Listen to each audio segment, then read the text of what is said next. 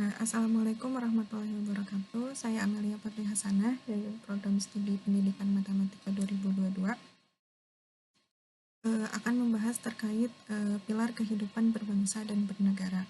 Seperti yang sudah kita ketahui bahwa 4 pilar yang diputuskan oleh MPR RI yaitu ada Pancasila, Undang-Undang Dasar 1945, kemudian NKRI, dan Bhinneka Tunggal Ika. Nah, ini memiliki makna yang berbeda-beda terkait 4 fondasi bagi bernegara dan berbangsa dan bernegara. Gitu, seperti halnya Pancasila, Undang-Undang Dasar, NKRI, dan Bhinneka Tunggal Ika. Kemudian ada sebuah pertanyaan atau diskusi.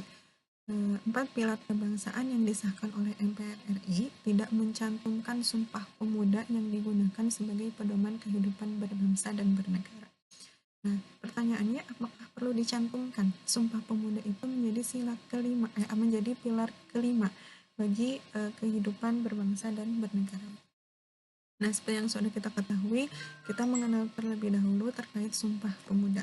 Sumpah Pemuda merupakan ikrar kebangsaan yang dirumuskan melalui sebuah putusan Kongres Pemuda kedua di Jakarta pada 27 sampai 28 Oktober 1928.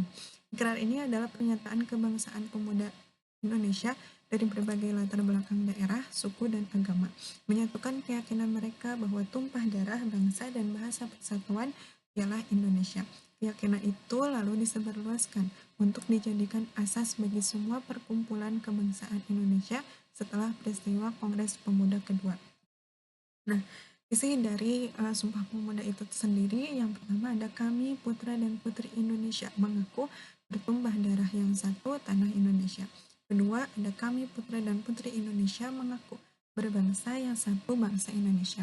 Kemudian yang ketiga, kami putra dan putri Indonesia menjunjung bahasa persatuan, bahasa Indonesia. Nah, ini adalah isi dari atau sumpah atau ikrar pemuda-pemudi Indonesia kepada bangsa Indonesia, kepada negara Indonesia.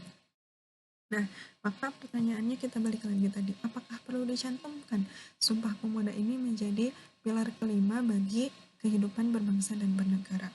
Jika menurut saya, bahwa isi atau makna dari Sumpah Pemuda tersebut adalah suatu janji pemuda-pemudi Indonesia bagi Indonesia, itu sudah menjadi komponen atau makna yang terkandung dalam 4 pilar tadi. Yang pertama ada Pancasila. Pancasila ada salah satu silanya, sila ketiga, yaitu Persatuan Indonesia. Nah, di Persatuan Indonesia ini maknanya bentuk pengaplikasiannya terkandung juga dalam Sumpah Pemuda, yaitu seperti sila yang pertama, seperti ikrar yang pertama, kami putra dan putri Indonesia bertumpah darah yang satu yaitu tanah Indonesia gitu. Jadi itu merupakan bentuk dari persatuan Indonesia, bahwa pemuda-pemudi Indonesia mengaku untuk bertumpah darah, menjunjung tinggi tanah Indonesia gitu. Itu. Yang kedua, terdapat juga maknanya di dalam Undang-Undang Dasar 1945. Seperti yang kita ketahui, di pembukaan ada yang intinya maka penjajahan di atas dunia harus dihapuskan. Gitu. Nah, itu merupakan makna yang terkandung juga di dalam Sumpah Pemuda, bahwa Indonesia mengaku berikrar akan bertumpah darah bagi tanah Indonesia. Maka dari sini maknanya sama kayak kalau mereka akan menjunjung tinggi menghapuskan semua penjajahan yang ada di Indonesia. Nah, terdapat juga di dalam makna pilar yang ketiga, yaitu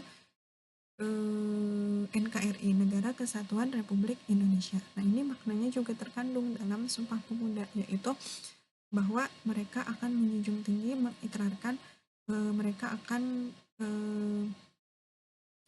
bertumpah darah yang satu.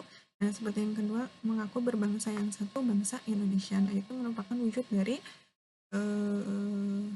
NKRI gitu. Nah, yang terakhir ada Bhinneka Tunggal Ika, yaitu berbeda-beda tetapi tetap tujuan yang sama gitu.